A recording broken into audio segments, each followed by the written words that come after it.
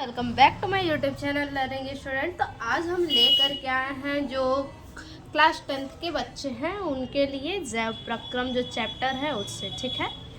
तो आज हम देखेंगे जैव प्रक्रम से जो है कि जिह्वा, जिसको हम जीभ भी कहते हैं, टंग भी कहते हैं, ठीक है। जिह्वा जाहिर सी बात है जीभ सबके पास होगी, तो आज हम इसी के बारे में जानेंगे, ठीक है। तो चलिए देखते हैं। जिह्वा यानी टंग, मुख गुहिका में जिह्वा पाई जाती है, ठीक है। ये तो सबको पता होगा कि मुख गुहिका में यानी हमारे मुंह में ही जीभ पाई जाती है, जो एक लंबी तथा चपटी मांसल संरचना होती है। हमारा जीभ कैसा होता है? मांस का बना हुआ होता है, चपटा और लंबा होता है, ठीक है। यह सुख की और स्वतंत्र तथा अंदर की ओर सतह से जुड़ी होती है, ठीक है।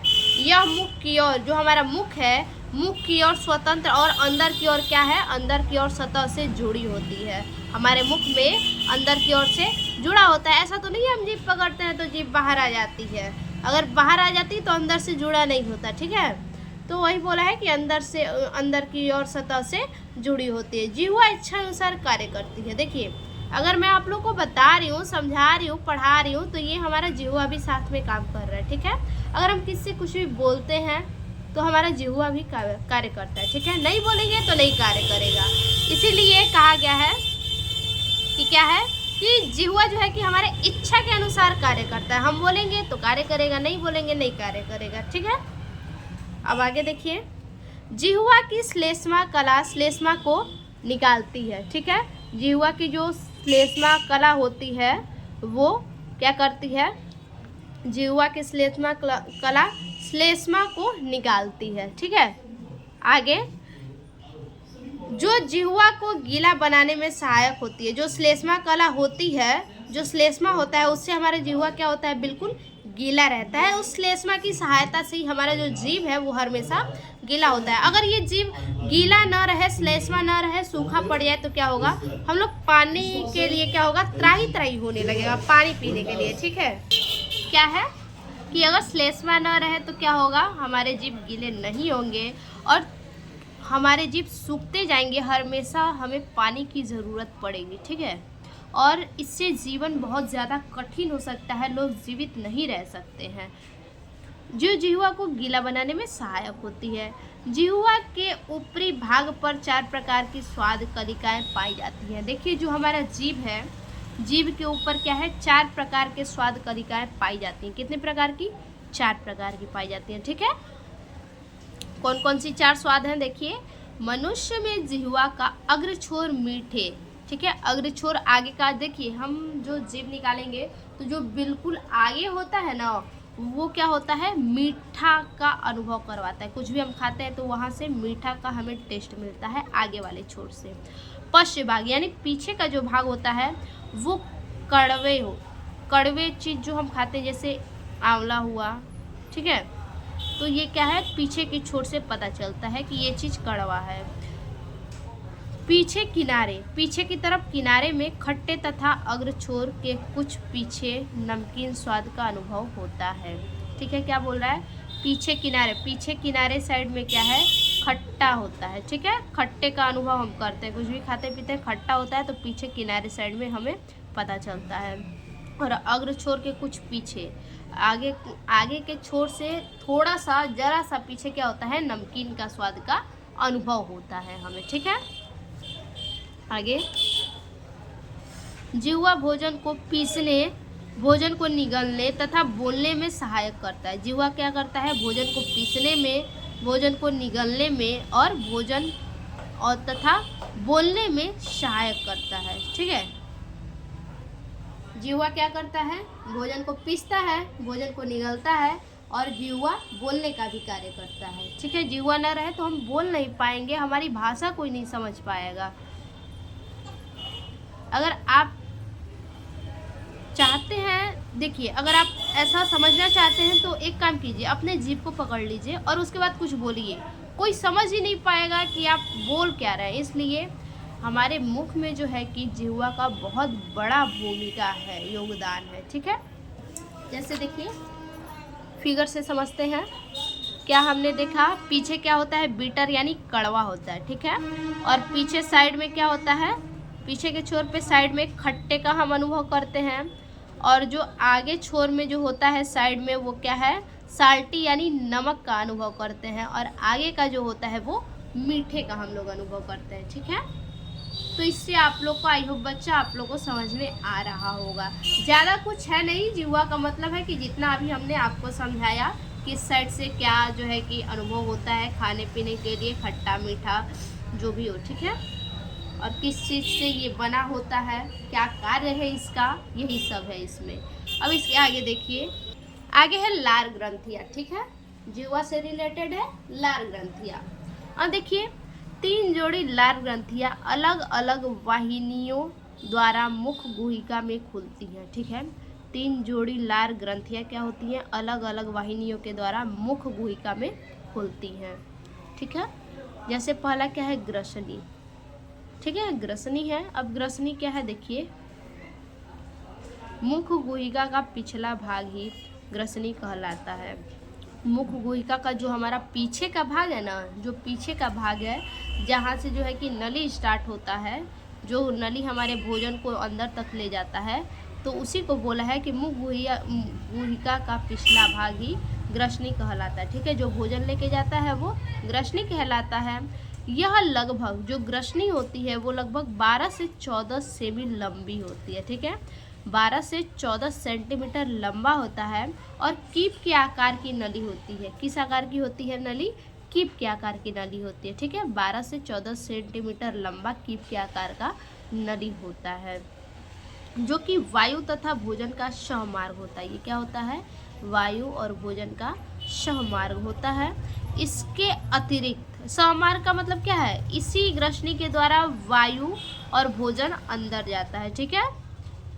इसके अतिरिक्त यह बोलते समय ध्वनि की गूंज उत्पन्न करने में सहायता करती है। जैसे हम अभी बोल रहे हैं तो क्या है, कुछ तो आवाज़ निकल रहा है, ध्वनि निकल रहा है, तो उसी को बोला है कि ध्वनि की गूंज उत्पन्न करने में सहायक होता है।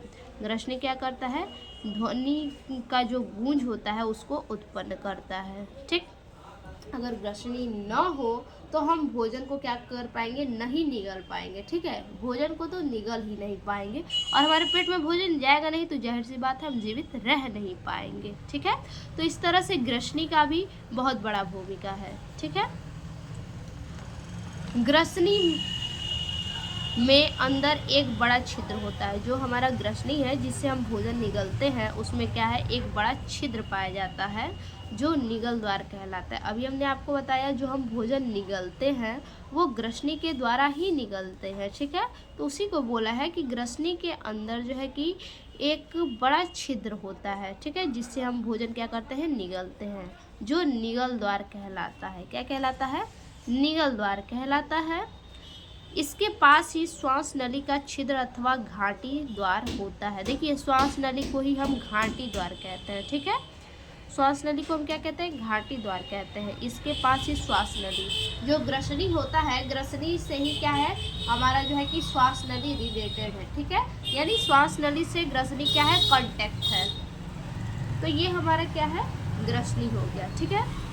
लार ग्रंथियाँ में क्या है, 3 जोड़ी लार ग्रंथियाँ अलग अलग वाहिनियों द्वारा मुख गुहिका में खुलती है, ये तो हमने अभी बताया। तो पहला क्या है 3 जोड़ी में, पहला है हमारा ग्रसनी, ठीक है।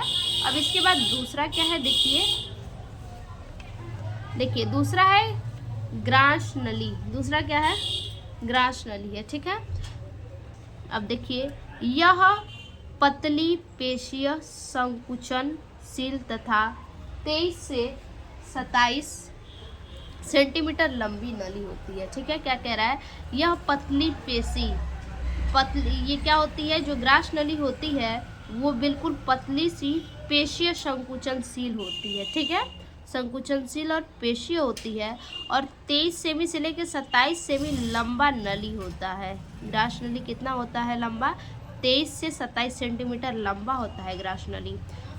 ग्रसनी निगल द्वार द्वारा आहार नाल के दूसरे भाग अर्थात ग्रास नली में खुलती है। देखिए, जो ग्रसनी होती है, अभी हमने ये ग्रसनी के बारे में ऊपर पढ़ा, तो उसी को बोला है जो ग्रसनी होती है, ग्रसनी निगल द्वार द्वारा, जो हमारा निगल द्वार है उसी के द्वारा आहार नाल के दूसरे भाग, आहार नाल का दूसरा भाग है ग्रास नली, ठीक है, आहार नाल का दूसरा भाग है ग्रास नली, उसी को बोला है कि ग्रसनी निगल द्वार द्वारा आहार नाल के दूसरे भाग अर्थात ग्रास नली में खुलती है, ठीक है।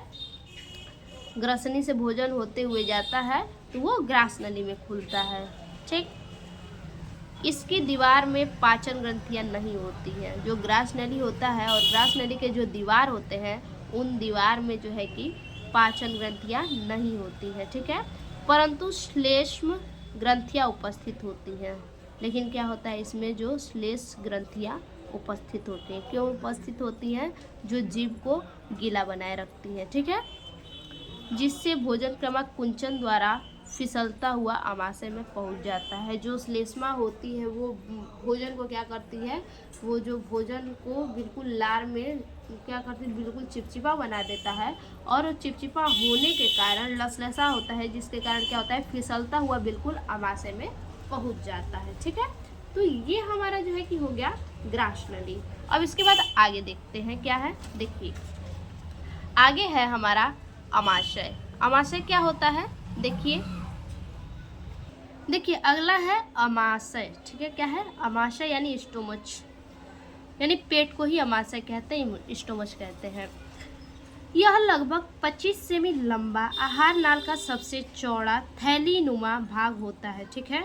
ये कितना लंबा होता है, 25 सेंटीमीटर लंबा होता है, और आहार नाल, जो हमारा आहार नाल होता है उसका सबसे चौड़ा थैली नुमा भाग होता है, ठीक है। 25 सेमी लंबा आहार नाल का सबसे चौड़ा भाग होता है ये, ठीक, जो जे आकार का होता है। और ये जो अमाशय है, ठीक है, आहार नाल का सबसे चौड़ा थैली नुमा भाग होता है, ये तो समझ में आ रहा है।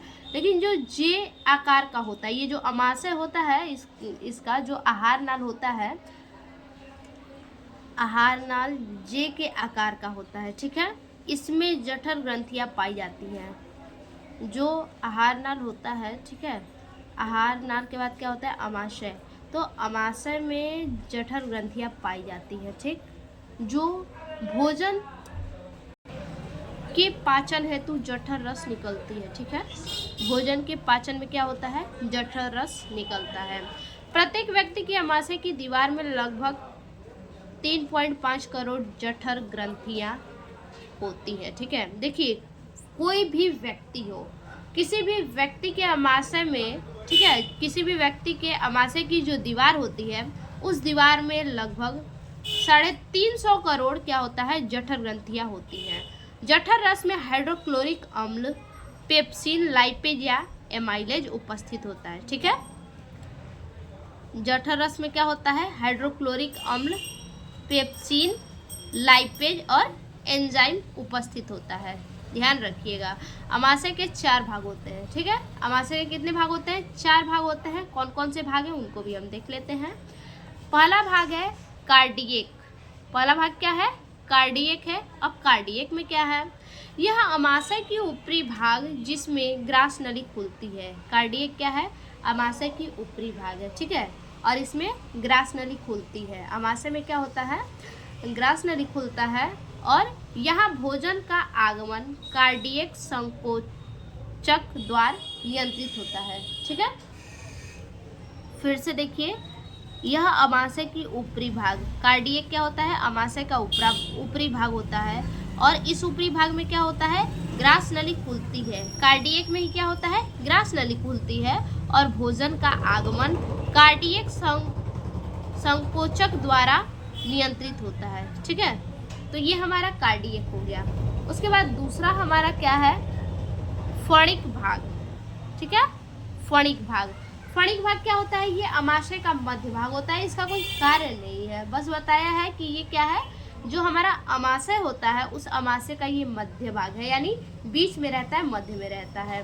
और उसके बाद है पाइलोरिक भाग। कौन सा भाग है, पाइलोरिक भाग। अब पाइलोरिक भाग क्या है, देखिए यह अमाशय का निचला भाग होता है।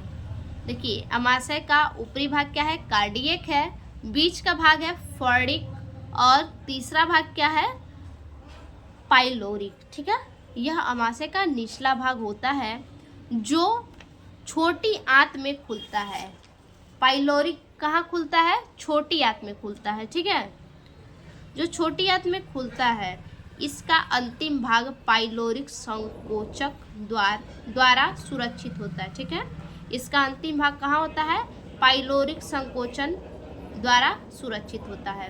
तो ये हमारा हो गया पाइलोरिक भाग, ठीक है। उसके बाद बस इतना, बहुत ज़्यादा नहीं याद करना है, बस इतना याद रखिए।